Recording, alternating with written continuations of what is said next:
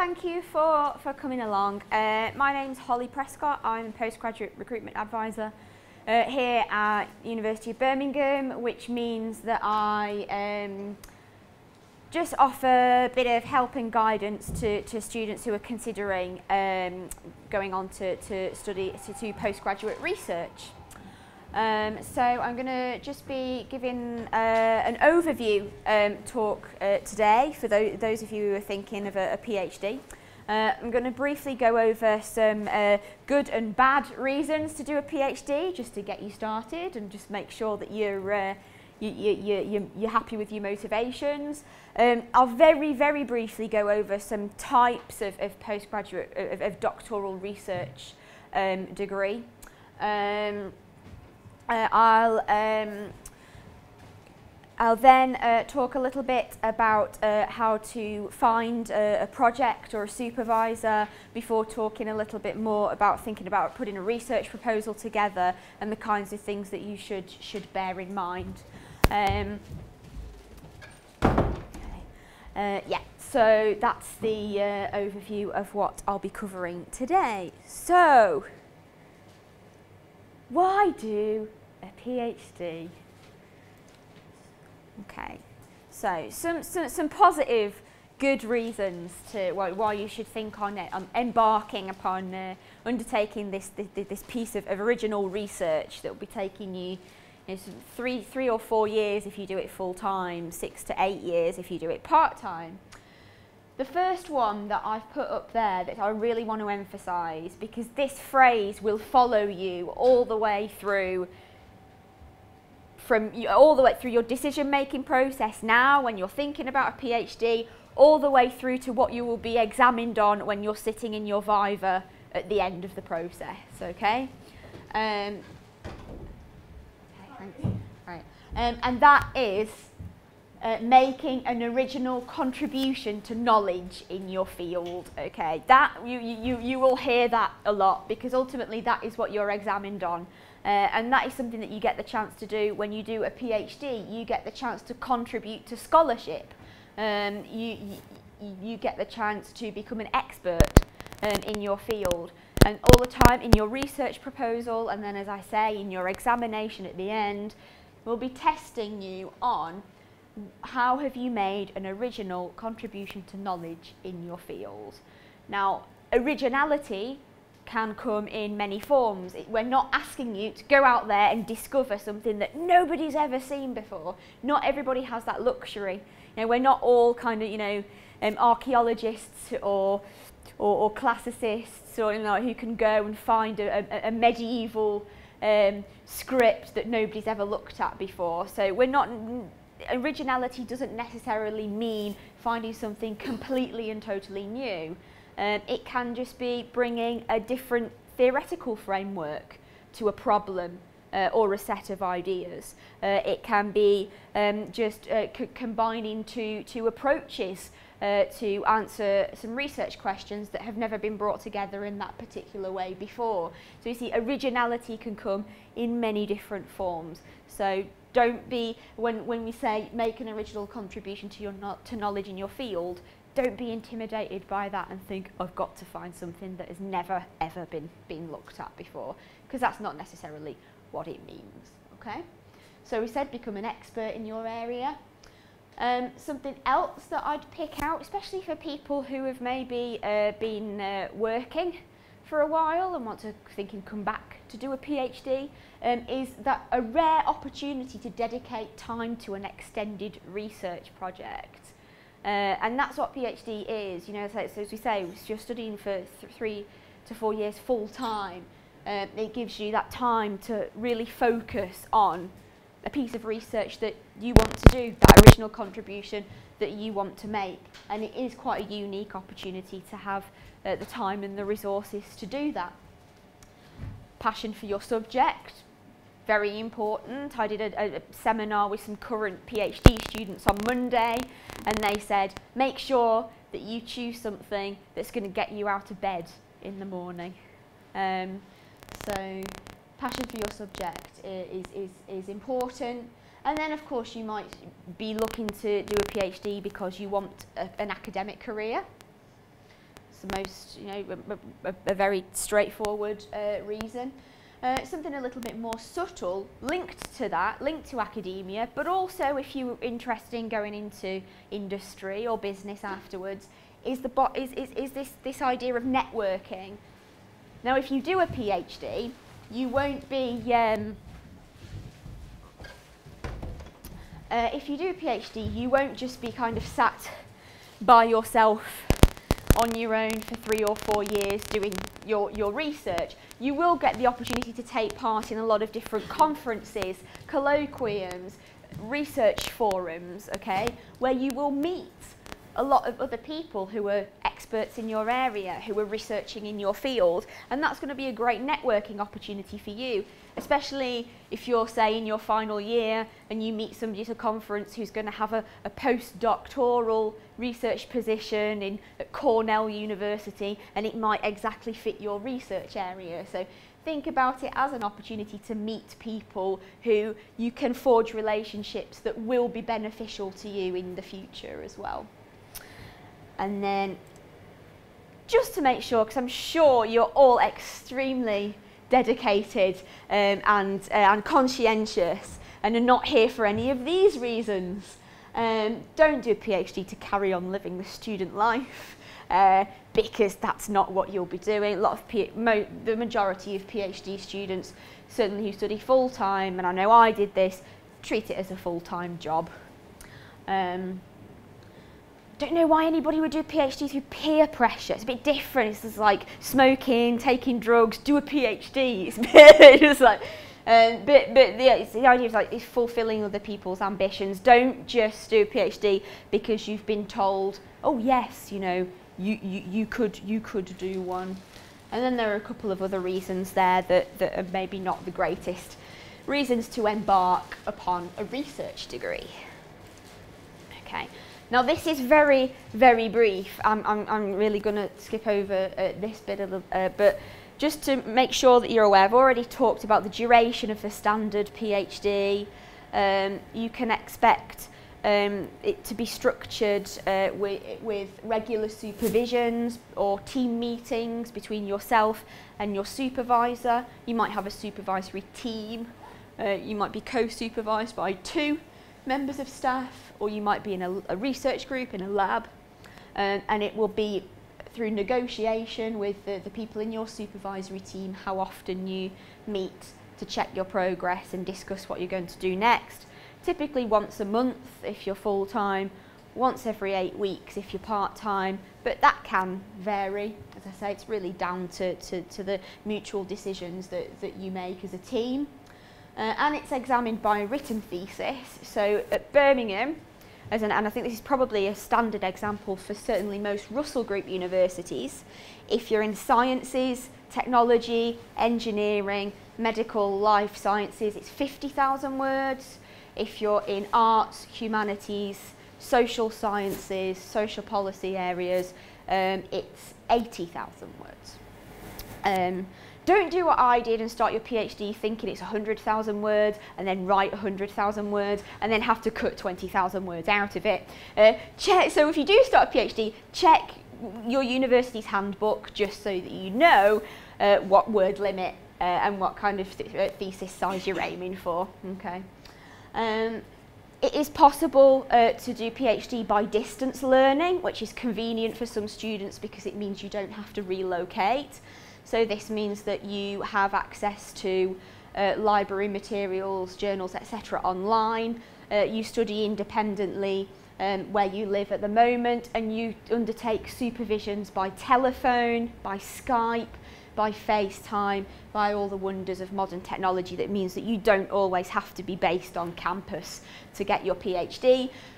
Bear in mind a distance learning PhD will usually have built into it at least one necessary visit to the campus that you're studying at during that time. This is especially for any international students thinking of maybe going to another country or returning to their home country, but studying a PhD in the UK. There will usually be at least one compulsory visit to the UK during the time that you're doing your PhD. So You might want to be checking prospectuses to see whether institutions offer PhDs by distance learning. You might want to see whether they offer PhDs with integrated study. These are 4-year full-time programmes, and the first year has taught modules, so you can continue to build up your subject knowledge for the first year, and then if you pass those successfully, then you move on to your 3-year PhD research. So that's a combined degree, taught and research. So you might want to see whether whether universities offer PhDs with integrated study. At Birmingham, we offer them in a number of subjects, including some of the social sciences, chemical engineering, local government studies, and quite a number of different, not all areas, but we do offer them in some areas, if that's something that interests you.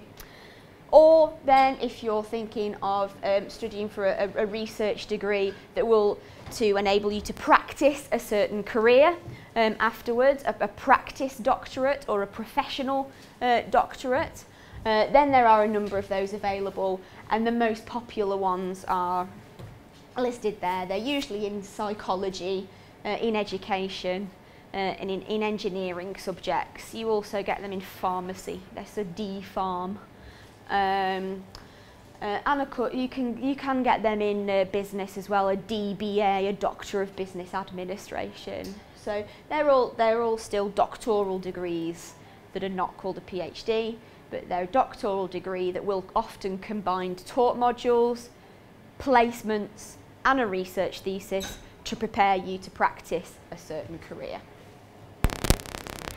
Okay, so if you have decided that a PhD is for you, there are 2 main ways that people go about finding a PhD that is the right one for them. The first way, this is most common in arts, humanities and social science subjects, but also in some life sciences as well. It happens in psychology, sports science, history of medicine, and some health sciences, is to formulate and propose your own PhD project, where you come up with your idea for your research project and you write a research proposal.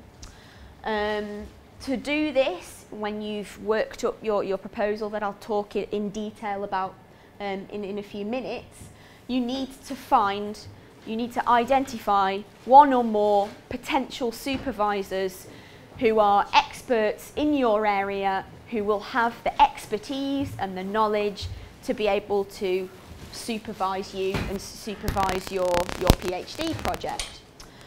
There are a range of ways that you can do if you've not already thought about who might supervise you. It can be as simple as Googling people, if in your undergraduate degree or your master's or just in your wider reading you found a book or a paper or a series of papers and thought, yeah, the author of this is really in my area, really on my wavelength, they could really support the kind of research that I want to do. Stick them into Google, find out where they're working and approach them. That's what I did. My supervisor had written a text that I found really interesting when I was a master's student. I whacked her into Google, found out she was working at Birmingham, dropped her an email with my research proposal to see if there was mutual interest and that she was interested in supervising me. Have a look on departmental websites, all university websites. Find the department you're interested in. They'll usually have a tab on the side that says staff or people or academics or something like that. Have a look at people's research interests, find people that way. Ask your current or your recent tutors and lecturers because they may well know people who will be working in the area that you want to work in and will be able to make recommendations. That happened for me and quite a lot of people I know as well, and they can put you in touch with people. Okay, or you can see whether universities have an enquiry service that you can use to touch base in the first instance. We have one at Birmingham and the email address is there. But when you do start to approach individual academics, make sure you've got a clear idea of the research project that you want to do. If you're still kind of, oh, I might do this, I might do that, I might do that, you need to have a good, clear idea before you get in touch with them so that they can really clearly see that there's going to be a match and some mutual interest there. Okay? So the second main way that people will go about finding a PhD is to apply for an advertised project. This is overwhelmingly the most popular way that this happens in like biosciences, engineering, technology subjects, medical science subjects. And it's a bit like looking for job vacancies. What will happen is academics will have a project, a research project set up, and they'll be looking for one or more PhD students to work on that project with them. So if you are in those subject areas, or you definitely want to apply for a project that's already been set up rather than proposing your own, check out jobs.ac.uk, findaphd.com, Prospects website. There's comprehensive listings of PhD vacancies on those sites. I mean, findaphd.com, you can search according to subject, you can search according to geographical area, and that's got opportunities from all over the world on there. At Birmingham, we've got our own Find a PhD site as well, and the address is there, so you can see all the advertised projects that we've got available. Check department websites again. Sometimes worth checking institutions' Facebook pages as well. Sometimes they do advertise funded PhD projects on their social media sites. It's becoming a lot more common these days. And when you find the project entries, especially on findaphd.com, it should list who's the supervisor, so you can look them up, find out more about the work that they're doing. Funding information, so whether it's a funded project or whether it's self-funded, and whether there are any deadlines as well. Okay, there are no formal deadlines usually for applying with your own research proposal, but sometimes advertised projects do carry application deadlines. And if you apply for advertised projects, apply for ones that closely match your research interests and your experience, because we will look back at your transcripts for undergraduate and masters and make sure that you've studied modules previously or you have work experience that is directly relevant to the project that you're applying for. So we need to know that you've developed like the right lab skills, the right analytical skills, or you've studied in the correct like historical periods to be able to apply to the research project that you're applying for. And also show commitment to your research area. We do often get students who make inquiries for between 10 and 20 different PhD projects, which kind of just looks like they've stuck a dartboard on the wall, thrown darts, and be like, yeah, I'll go for that one. Show commitment. Show that your academic training or your professional training so far has prepared you for this particular project that you want to apply for. Okay, show dedication, show commitment. And I'd certainly say if you're in the kind of biological sciences, medical sciences, and you can nominate more than one project, don't nominate more than 3, we say, for Birmingham, because otherwise it can kind of make you look a little hit and hope. There's just a bit of advice there. So if you are thinking of producing your own PhD proposal because you want to propose your own project, or maybe you're working with a supervisor who's got some funding but you've got to work up a proposal together, then there's a basic kind of skeleton outline of the kinds of things that you need to think about including. I'll put the first slide up again with my email address on at the end, so that if you want me to send this to you, I can, so that you're not trying to madly scribble everything down. But yep, so you should be thinking about, so what's your topic? What do you know about the area already? So show your familiarity and your knowledge of the research context in that area, existing work in the field. Then tell us how you're going to make an original contribution to that. What gap in knowledge, in theory, in practice are you going to fill with your PhD? And you can express that in a number of different ways. You can express it with, maybe it's a hypothesis that you're going to test. Maybe it's one or more research questions you're going to answer. Maybe it's a particular problem, a social problem perhaps, that you wish to address in a certain way. Objectives that you wish to meet. You can express what you're going to do in a number of ways, and those there are the main ways you can do that. Then think about how you're going to do that. How are you going to answer your questions? How are you going to test your hypothesis? What's your methodology going to be?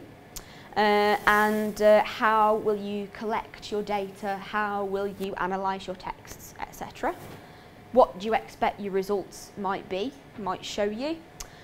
How long will it take you? It's a good idea to give a breakdown of, maybe if you do give yourself sort of 3-4 years, how would you split it up? How would you know, where would you put your, say, initial reading, or where would be your data capture be? Where would your write analysis be? Where would your write-up be? How much might it cost you if you're going to need materials, etc. And then don't forget references and bibliography as well. Now this is something that I sort of like to talk about as well when we've said about a research proposal. In some cases, your PhD application might also be used to consider you for funding as well, depending on the university, depending on the opportunity.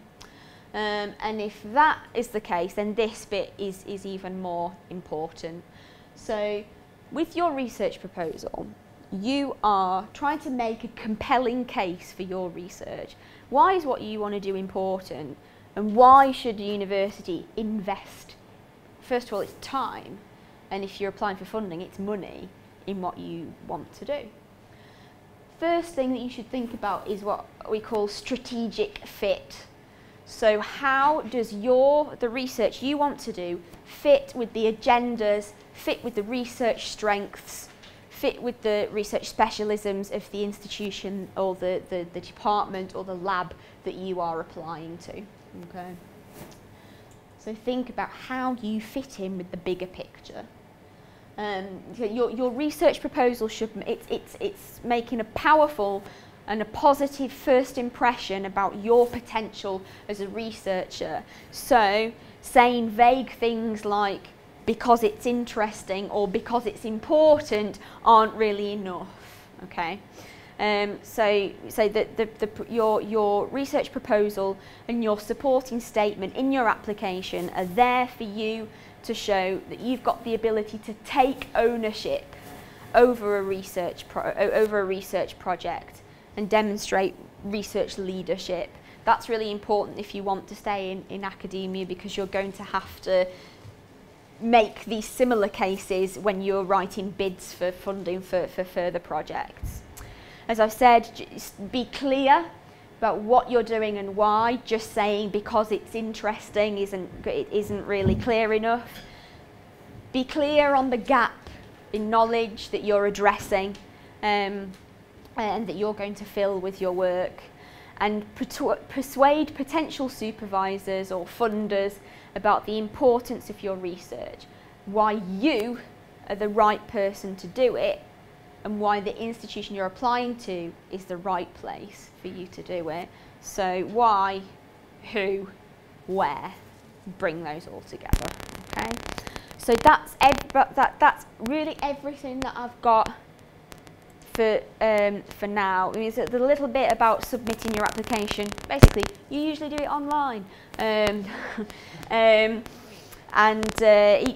Each university will have its online application form. You will usually be asked to upload supporting documents, typical examples of which are there.